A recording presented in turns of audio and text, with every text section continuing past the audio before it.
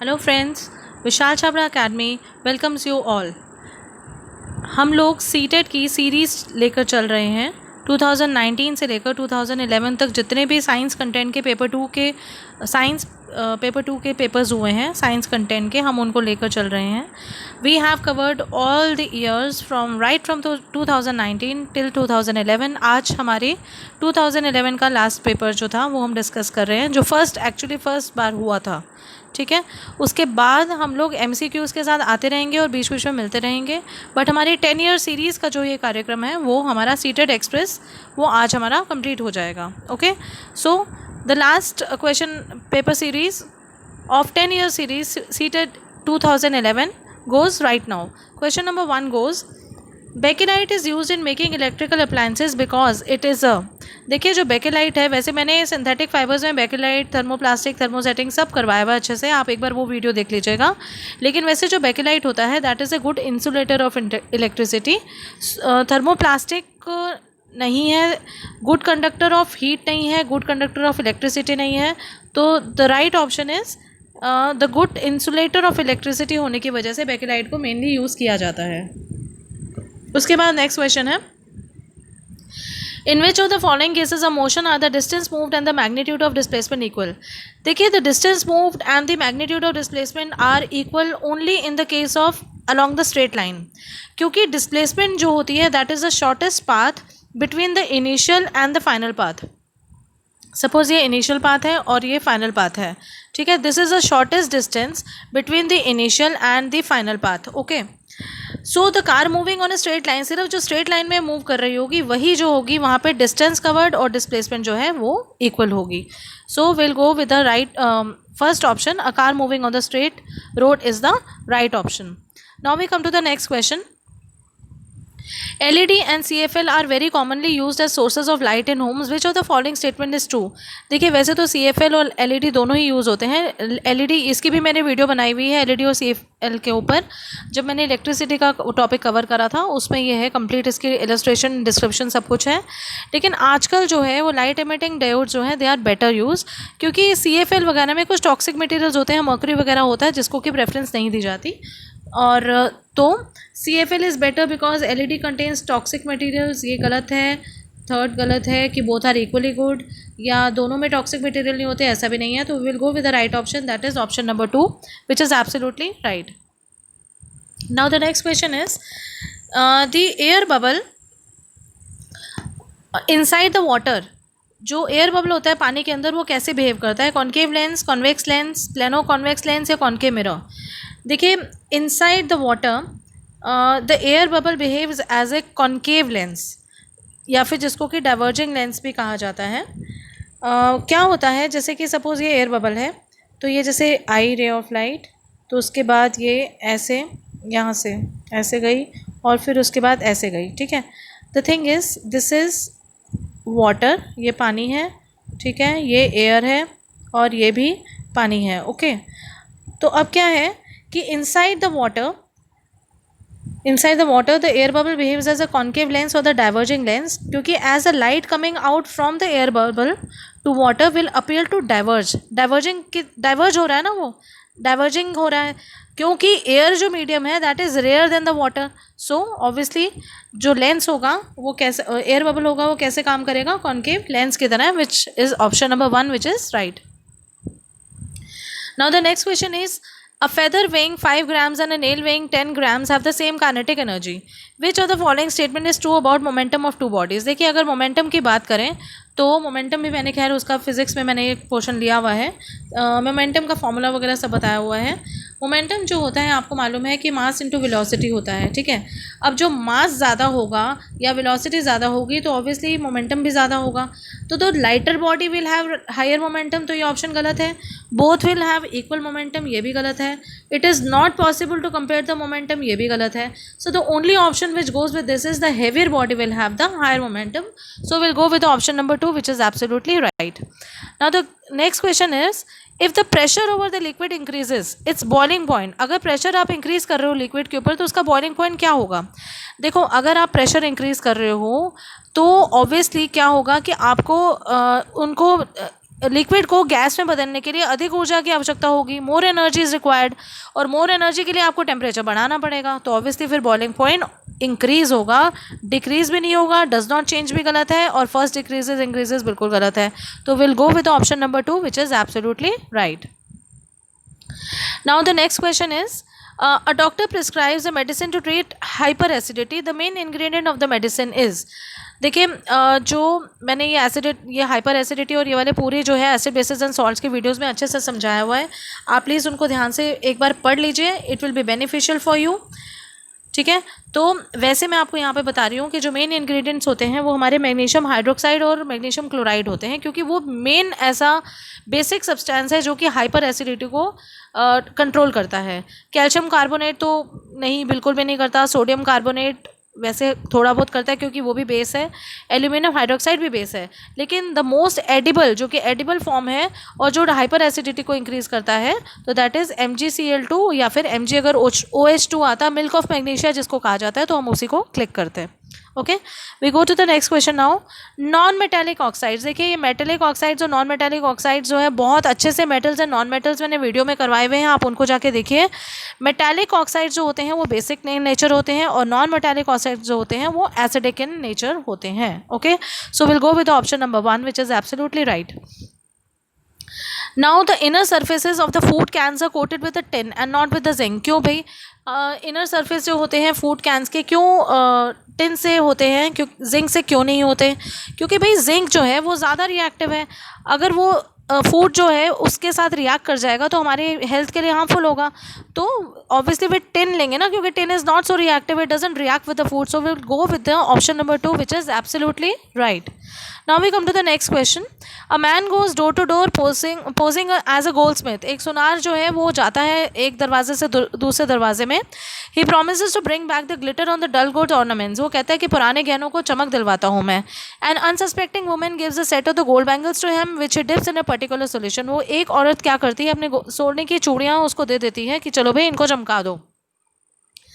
The bangles sparkle. जो bangles हैं वो चमक तो जाते हैं, but their weight has considerably reduce. लेकिन उनका जो भार है वो कम हो जाता है.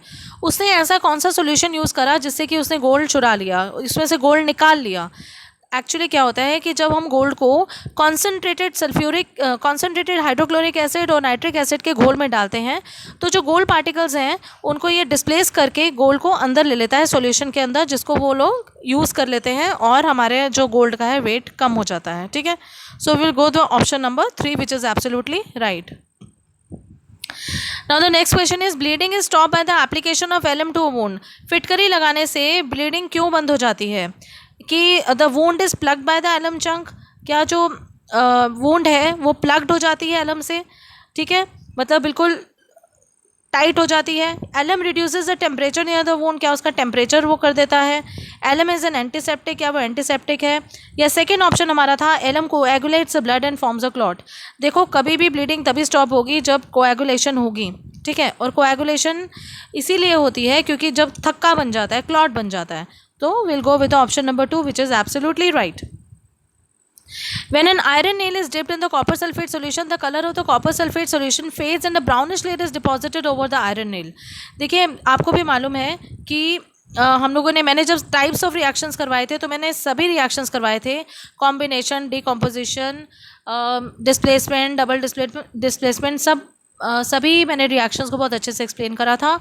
आप वीडियो में जाके क्लिक कीजिए टाइप्स ऑफ रिएक्शंस में और विशाल छाबड़ा अकेडमी में जाकर, और उसमें डिस्क्रिप्शन बॉक्स में देखेंगे तो आपको सारे टॉपिक्स पता चल जाएंगे जो जो मैंने करवाए हैं. उसमें से इसको पढ़िए एंड आपकी समझ बढ़ेगी इससे. ठीक है, तो हम लोगों ने अब जैसे इन्होंने क्या करा है, आयरन नेल को क्या करा है, कॉपर सल्फेट के सोल्यूशन में डिप करा है. राइट, यही वाला करा है रिएक्शन. तो the colour of the copper sulphate solution fades and a brownish layer of iron sulphate is form. ठीक है, ये किसका एग्जाम्पल है? देखिए यहाँ विस्थापित क्रिया हो रही है. आयरन जो है वो कॉपर को डिस्प्लेस करके उसकी जगह ले रहा है. ठीक है, तो will go with the option number 4 which says that it is a displacement and redox reaction. Redox reaction भी मैंने अपने वीडियो में पढ़ाए हैं, आप एक बार उनको देख लीजिएगा. ये रिडक्शन ऑक्सीडेशन रिएक्शंस होते हैं. हिंदी में इनको उपचयन और अपचयन प्रक्रिया भी कहा जाता है. चलो we come to the next question.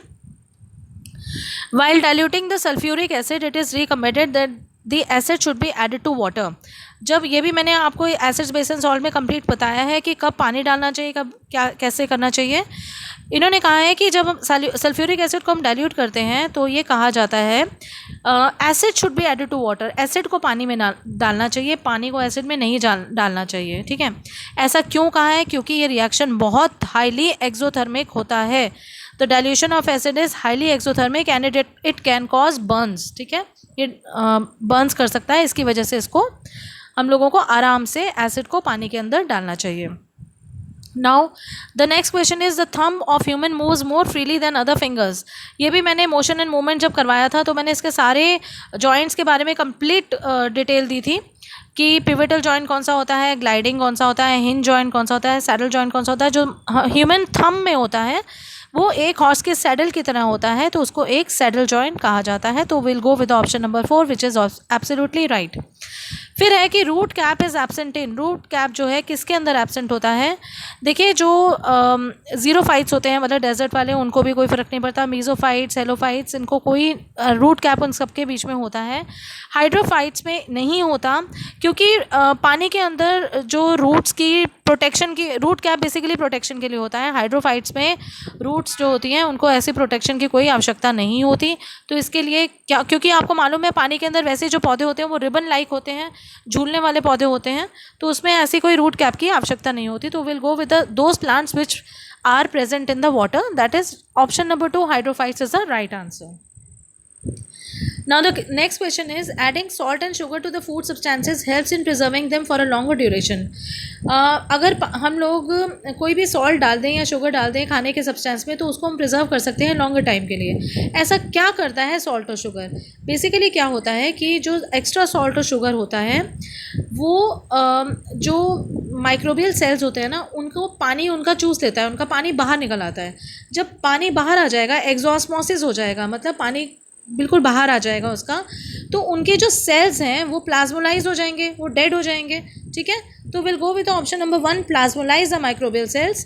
Rupturing तो नहीं होती, बेसिकली प्लाज्मोलाइज हो जाते हैं, मतलब उनका जो प्लाज्मोलिसिस हो जाता है, ठीक है। सेल्स जो हैं उनमें से पानी निकल के वो बिल्कुल ऑलमोस्ट डेड हो जाते हैं। तो will go with option number 1 because which actually we have to find the best option.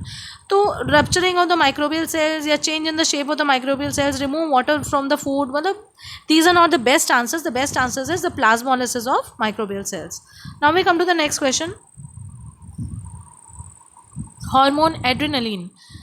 Adrenaline जो है वो क्या करता है? मैंने हार्मोन्स की पूरी क्लास ली हुई है, इसमें मैंने ये बताया है कि जो इंसुलिन है वो ब्लड शुगर लेवल कंट्रोल करता है, तो पहला वाला तो ऑप्शन बिल्कुल नहीं होगा। Help the body to adjust stress level when one is very angry और वरीड, ठीक लग रहा है।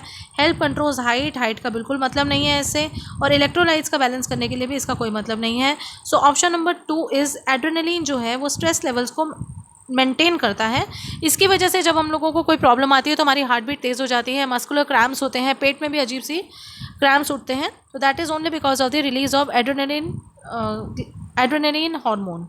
सो will go with option number 2 which is absolutely right. Now the next question is greenhouse effect which is causing an increase in the atmospheric temperature is mainly due to। जो green house effect है वो मैंने last video में content की जो ली थी, मैंने उसमें काफ़ी मोशन लिया था, इलेक्ट्रिसिटी लिया था, छोटे छोटे टॉपिक्स लिए थे। नेचुरल डिज़ास्टर्स में भी मैंने डिस्कस करा था ग्रीन हाउस इफेक्ट, आप इसको वहाँ से पढ़िएगा। वैसे मैं आपको बता रही हूँ कि जो ग्रीन हाउस इफेक्ट है उसके लिए जो बेसिकली गैसेज होती हैं वो होती हैं, इनमें जो ऑप्शन है वो कार्बन डाइऑक्साइड, क्योंकि ग्रीन हाउस गैसेस क्या होती हैं जो कि गर्म, मतलब जैसे कार्बन डाइऑक्साइड हो गई, मीथेन हो गई, ये वापस एटमॉस्फेयर में रिफ्लेक्ट बैक नहीं होती और जो धरती है वो उनको अवशोषित कर लेती है, एब्जॉर्ब कर लेती है, जिसकी वजह से जो अर्थ का सरफेस का टेम्परेचर बढ़ जाता है, जिसकी वजह से ग्लोबल वार्मिंग होती है, ग्लेशियर्स मेल्ट होने लग जाते हैं। तो main gas is carbon dioxide gas. Okay, will go with option number 3 which is right. Now we come to the next question. Green plants appear to release oxygen instead of the carbon dioxide into the atmosphere during the daytime. ऐसा क्यों लगता है कि green plants जो हैं दिन में oxygen release करते हैं, ना कि कार्बन डाइऑक्साइड करते हैं? क्यों? पहला, क्या green plants do not respire during the night time, क्या वो रात को सांस नहीं लेते? दूसरा, green plants respire only during the night time, क्या वो रात को ही सांस लेते हैं? तीसरा, green plants respire during the day time but are involve in photosynthesis during the night time, कि रात को प्रकाश संश्लेषण की प्रक्रिया होती है? या द फोर्थ ऑप्शन है कि the rate of photosynthesis is higher than the rate of respiration during the day time, which is absolute right. Absolutely right कि दिन में प्रकाश संश्लेषण की प्रक्रिया ज़्यादा होती है क्योंकि दिन में सूर्य होता है, उसी वक्त प्रकाश संश्लेषण की प्रक्रिया होती है। रेस्पिरेशन तो सारा दिन होती है, ठीक है। तो जो दिन में रेस्पिरेशन से ज़्यादा फोटोसिंथेसिस की रेट होती है, जिसकी वजह से ऐसा होता है। तो will go with option number 4। A common characteristic feature of the plant sieve tube cells in the mammalian erythrocytes. देखिए, ये बात ध्यान रखिए कि जो ह्यूमन आरबीसी है ना, उनके अंदर कभी भी न्यूक्लियस नहीं होता, ठीक है। तो सबसे और ऐसा ही प्लांट के सीव ट्यूब सेल्स में होता है कि उनमें न्यूक्लियस नहीं होता। क्लोरोप्लास्ट की तो बात रहने दीजिए, सेल वॉल की भी नहीं, और हीमोग्लोबिन का इससे कोई लेना देना नहीं है। सो will go with option number 1 कि आरबीसीज आर ई न्यूक्लिएटेड, क्योंकि उनमें नहीं होता न्यूक्लियस, तो इसलिए उनको ई न्यूक्लिएटेड भी कहा जाता है। ये भी मैंने अपनी वीडियोज़ में समझाया हुआ है, आप प्लीज़ देखिएगा। तो आज हमारी ये क्लास जो है, जिसमें सीटेड एक्सप्रेस सीरीज़ जो थी वो ख़त्म हुई। हम बीच में आते रहेंगे एमसीक्यू लेके, और जो नेक्स्ट अपडेट्स हैं वो आपको देती रहूँगी। टिल देन आप प्लीज़ मेरे चैनल को लाइक, शेयर एंड सब्सक्राइब कीजिए, और सीटेड की पूरी सीरीज़ देखिए। It will be quite beneficial for you for paper 2 science, ठीक है, कंटेंट पार्ट के लिए। एंड घर पे रहिए, सेफ रहिए, and like, share and subscribe my channel please, and press the bell icon for the further notifications. Bye bye.